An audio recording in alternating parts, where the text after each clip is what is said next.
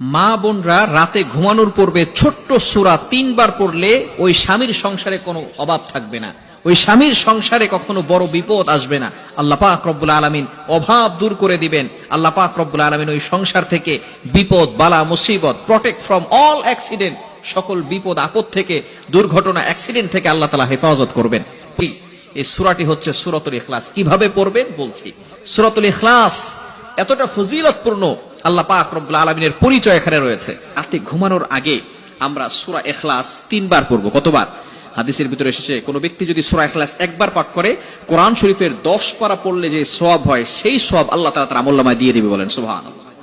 3 বার যদি কোনো ব্যক্তি পড়ে তাহলে 3 10 30 পারা কোরআন শরীফ পড়লে যে সওয়াব হয়, আল্লাহ তাআলা সেই পরিমাণ সওয়াব তার আমলনামায় দিয়ে দিবে। এজন্য রাতে ঘুমানোর আগে অবশ্যই 3 বার সূরা ইখলাস পাঠ করব। নারীরা, মা বোনেরা এই আমলটা